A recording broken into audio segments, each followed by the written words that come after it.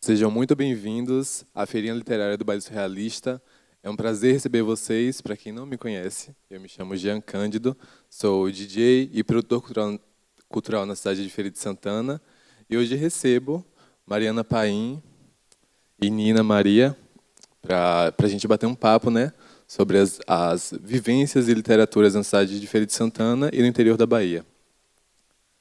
Vou passar a bola para Mariana, né? Seja muito bem-vinda, Mari. É um prazer te receber aqui. Oi, Jean, obrigada.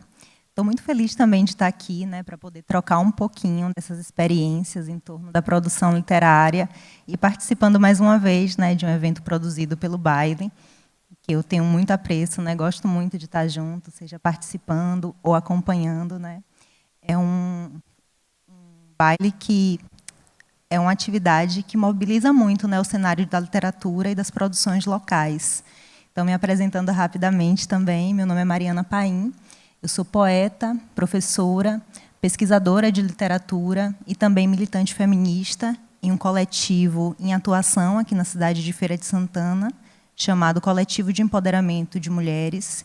E, além do coletivo, eu também participo de duas ações, né, dois projetos, que têm como eixo a produção literária, que é o Leia Mulheres, e o ciclo de oficinas em escrita criativa, ao lado de Larissa Rodrigues. Massa. É sempre muito gostoso estar junto da Caravana do Delírio. É sempre muito bacana estar também junto contigo, Mari. E agora, a grandíssima Nina Maria. Me conta um pouquinho mais de você. Oi, gente. Meu nome é Nina Maria. Eu sou de Santo Estevão. Eu sou poeta, escritora, editora e curadora da revista Ruído Manifesto. Além disso, militante, né, feminista da causa negra. Eu estou muito feliz de estar aqui, muito honrada. Participei do Baile Surrealista em 2019 e agora voltar nessa produção literária, falando de literatura no interior, é muito bom. Estou muito honrada. Que massa. A gente vê o tanto de gente massa que o baile sempre abraça. Eu também sou... Digo sempre, né, do quanto eu sou filhinho assim do baile. E é isso, massa. É bacana, né? A gente já trazer, né, um pouquinho das nossas vivências, desses atravessamentos, né, dessa vivência urbana, dessa vivência no interior, e de como esses atravessamentos eles ecoam, né, nas nossas produções, nas nossas leituras, principalmente. Acho que é bacana a gente começar por Mari, né? Me diga um pouquinho, Mari, como é que essas vivências urbanas atravessam nos seus processos com a literatura? Então, acho que nossas vivências, elas definitivamente contaminam, né, e atravessam aquilo que a gente produz.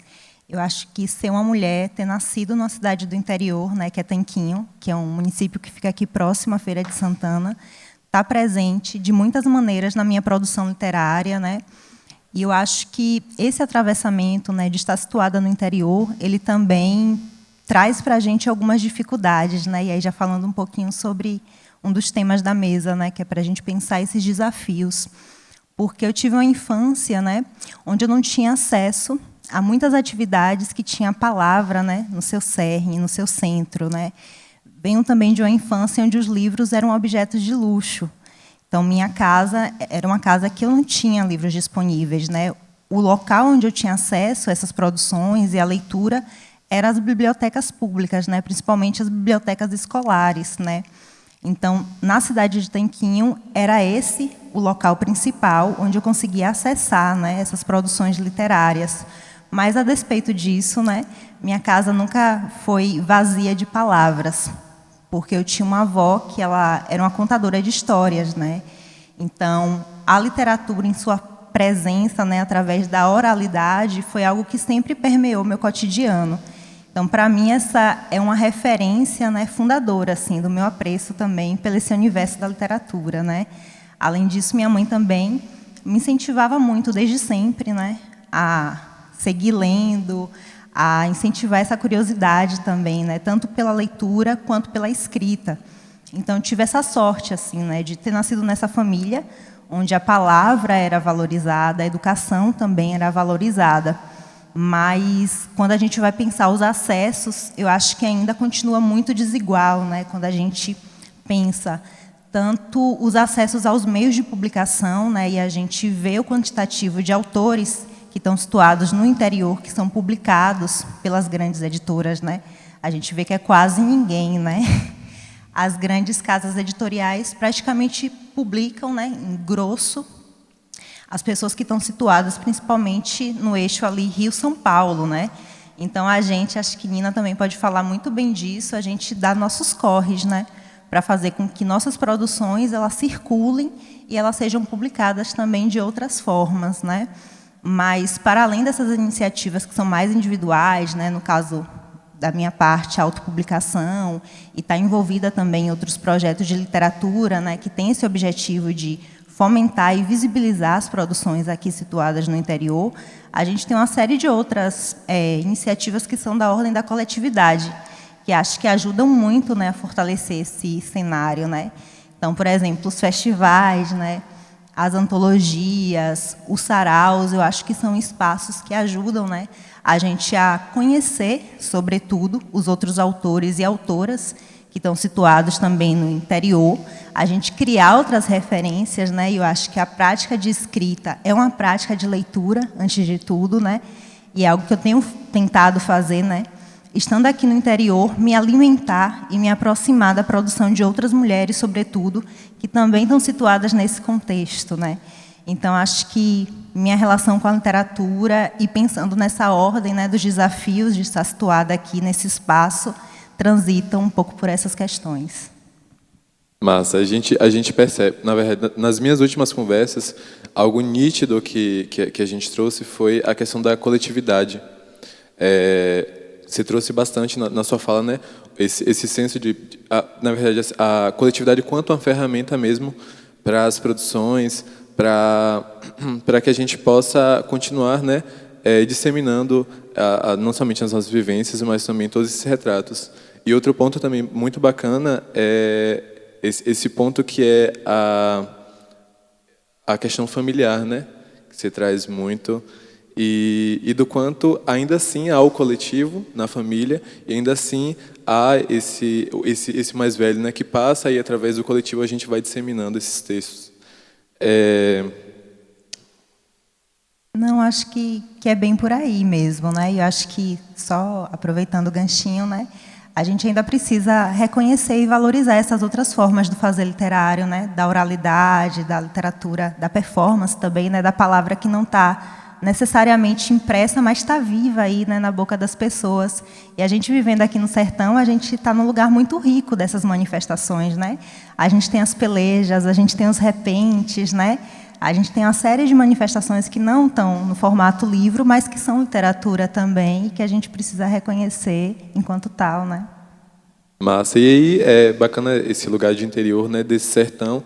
A gente já traz esse ponto também para a grandíssima Santo Estevão. E Nina, como é que Santo Estevão, né, atravessa no seu processo? Como é que acontece, né, esse viver literário no interior para você? Então, esse meu viver literário, ele começou basicamente com os gibis da Turma da Mônica. A meu primeiro contato com literatura foi os gibis. Mas, assim, eu venho de uma família de professores, né? Os meus pais, a minha irmã é professora. Então, na minha infância, teve bastante história, tanto assim, oralidade mesmo, como livros também.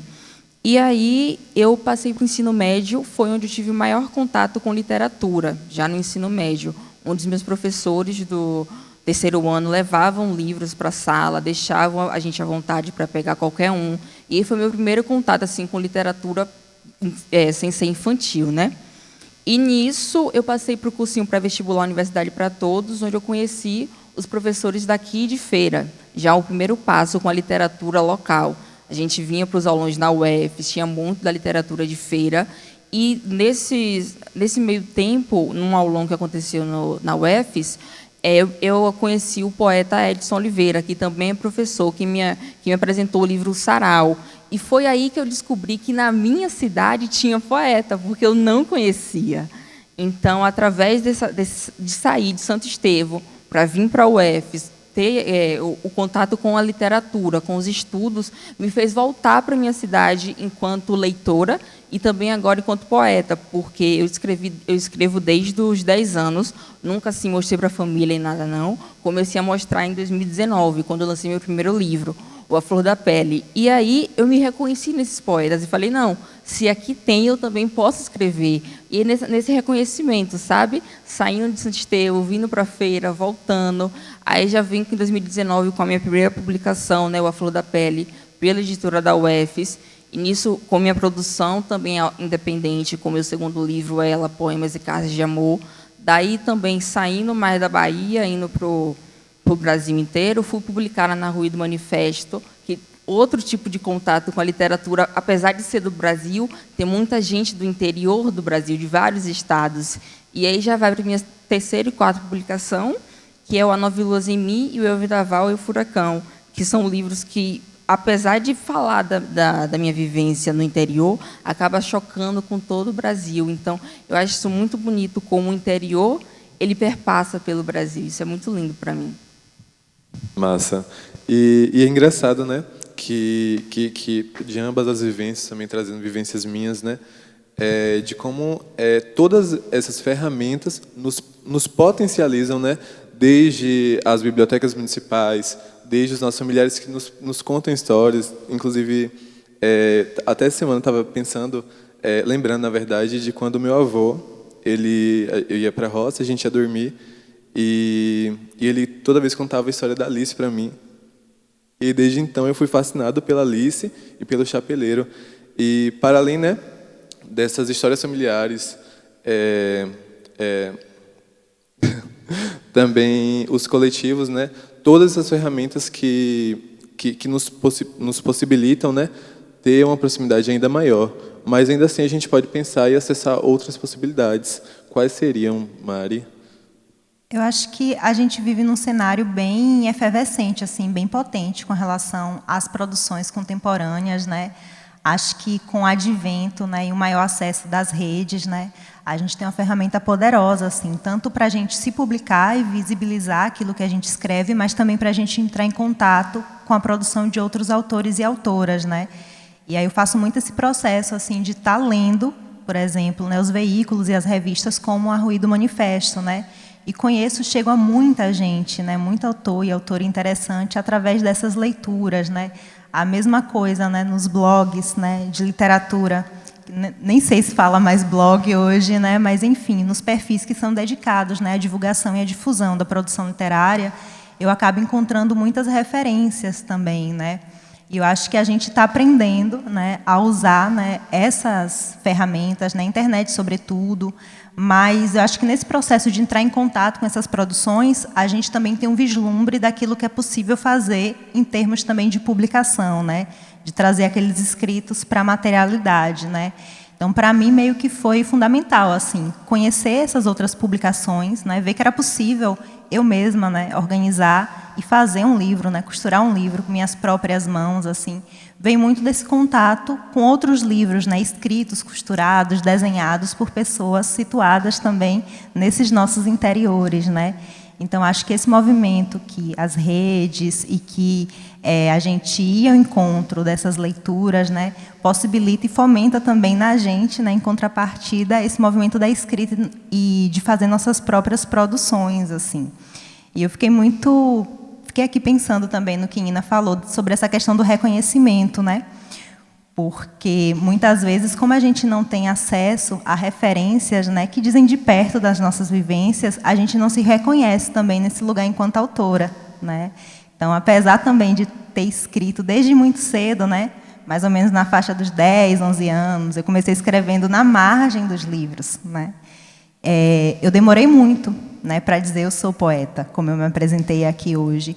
E acho que é justamente por isso, né, que eu acho que dos grandes desafios, uma das grandes dificuldades é justamente essa, a questão do acesso a uma literatura que fale mais de perto das nossas vivências, né? Então, se eu vivo numa cidade que eu acho que ninguém escreve, se eu acho que literatura é aquilo que foi produzido no século XVIII por homens brancos que tinham a vivência urbana, eu vou achar que aquilo que eu escrevo não tem valor e que não pode ser considerado literatura, né?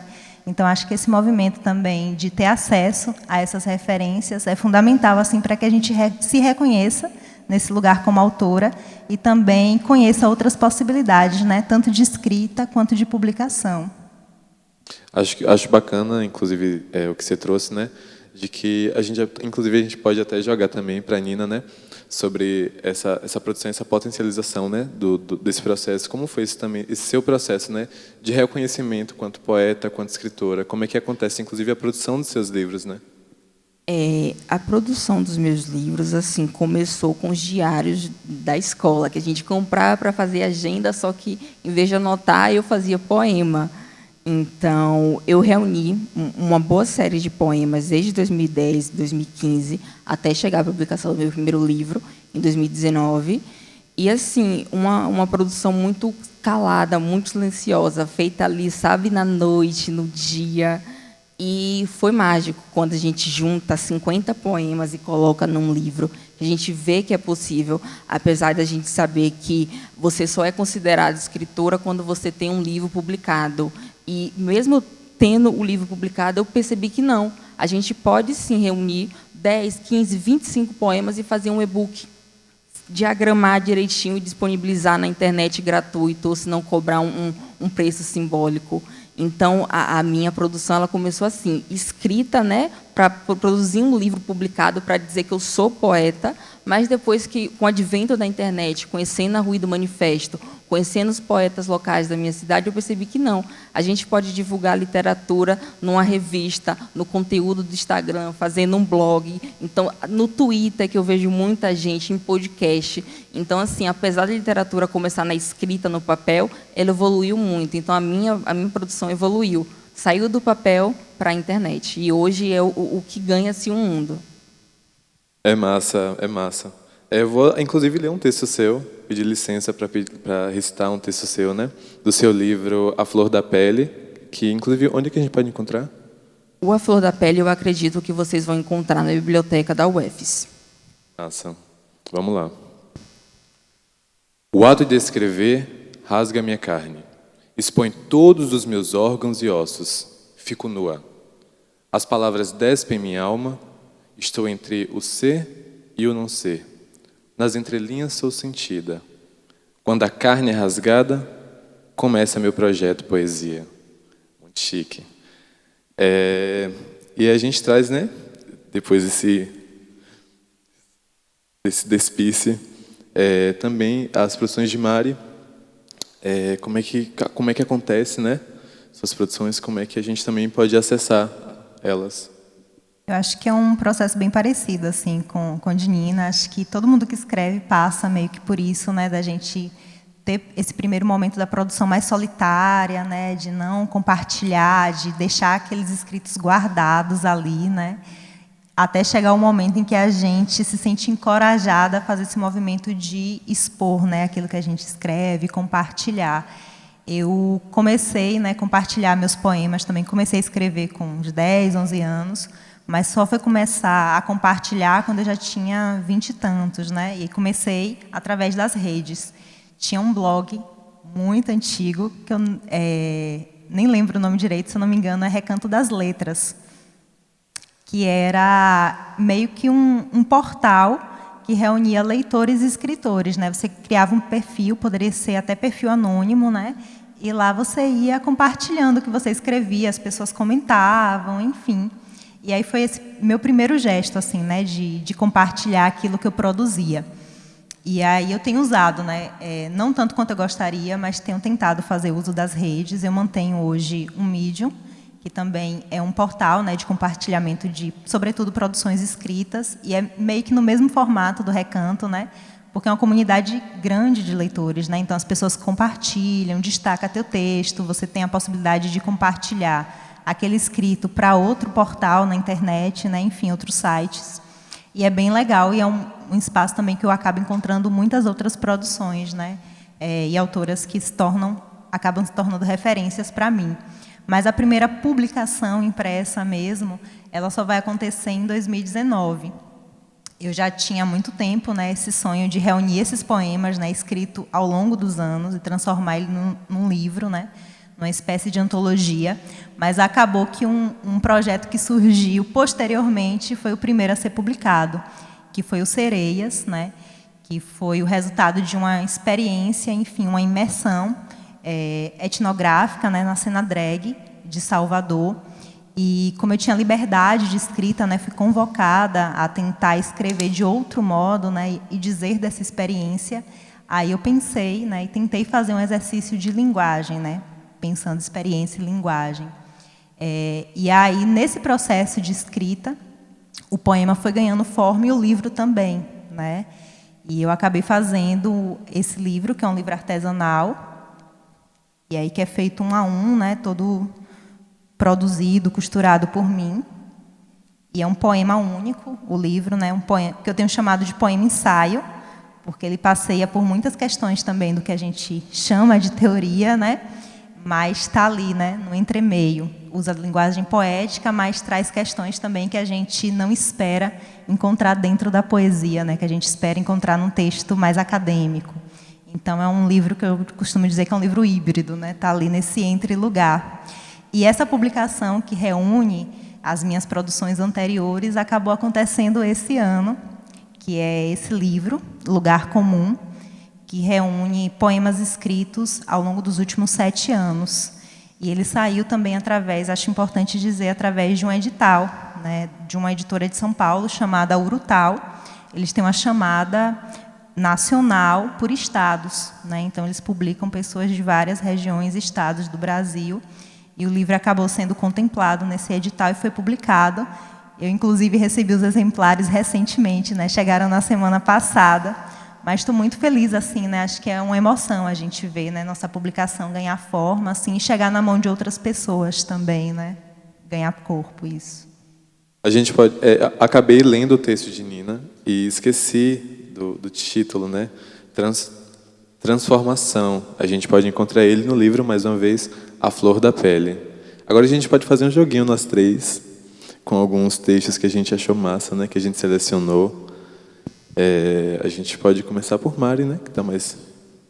Pode ser, já que a gente está falando em ganhar corpo. O primeiro poema que eu vou dizer chama-se Do Mar. Ele diz assim: teu cheiro roçando em minha pele, um mergulho em você que também transborde em mim. Em nós, um corpo inteiro de palavra, fazendo festa e abrindo caminhos.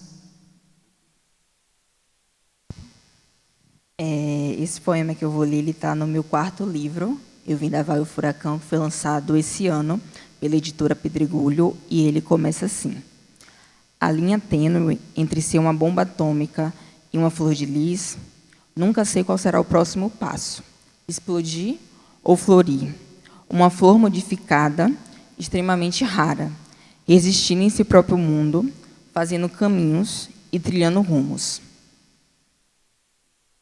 Vou jogar mais uma vez para Mari, né? O peso de ser incrível. O próximo que eu vou ler também está nesse livro, né, no Lugar Comum. É um poema que eu escrevi nesse período da pandemia. Eu acho que foi o período mais longo, talvez, que eu passei sem escrever, né? Para mim foi um período, sobretudo, de certa mudez com relação aos versos, né? Porque eu, enfim, diante desse contexto, eu ficava achando que as palavras não conseguiriam dizer tudo que eu estava sentindo no momento, né? Então, esse poema, para mim, de certa forma, é muito especial, né? Que é o primeiro poema que eu consegui escrever depois desse mais de um ano, né? De isolamento social e de tudo que a gente experienciou, né? Nesses dias.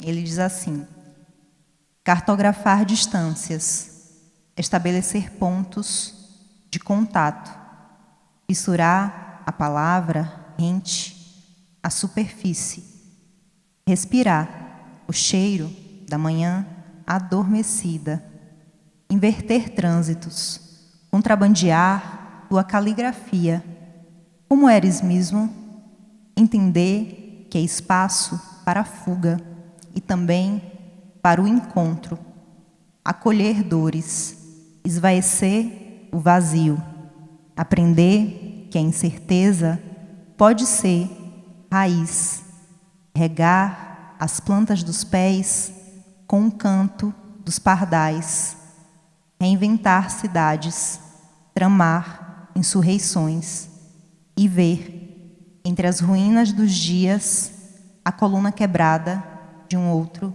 tempo. Chique. Eu vou ler agora um texto, né, um poema de Deisiane Barbosa, que é incrível, que se chama Oníricas. A língua dos meus relógios contorna os seios da esguia madrugada.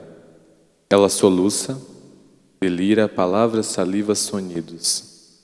A noite robusta balbucia vocativos, embala sigilos na carícia do vento adestrado. Dobram-se os sonhos, os sonos infestados, orifícios plenos, ecos. A noite robusta enruga os lençóis da minha cama, enquanto da esguia madrugada os relógios eriçam verdades e anseios. Eu vou ler mais um. Deixa eu... Aqui. Esse é da incrível Amanda Menezes. Mirante.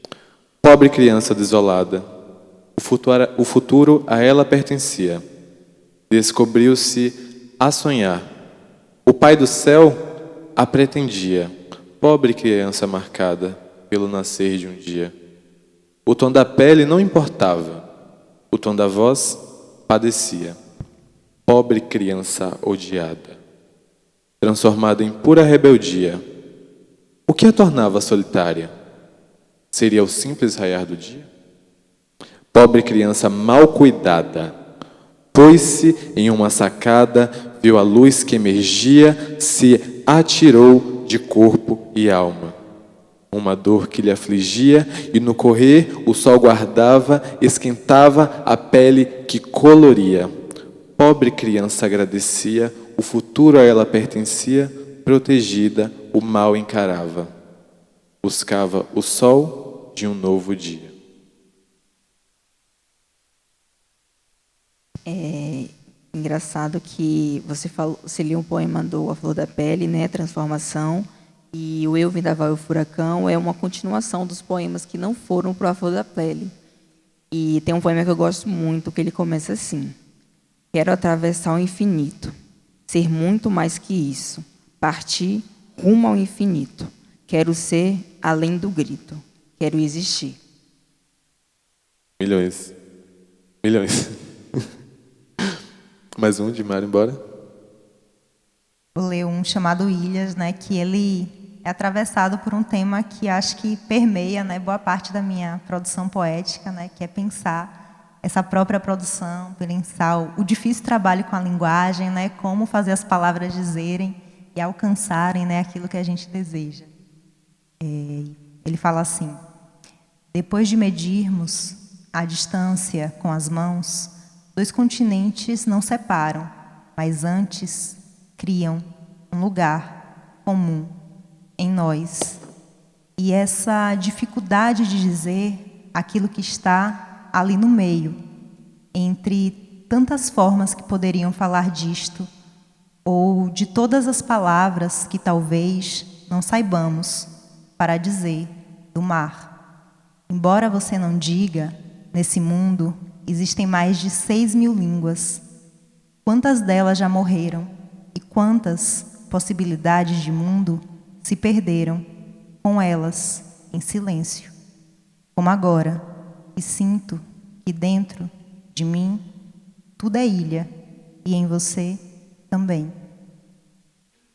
Que massa, massa receber Mariana, massa receber Nina em mais uma edição, agora na nossa feirinha literária do Baile Surrealista. Muito obrigado a todos que nos acompanharam, né, em mais uma caravana junto com o baile. Tamo junto.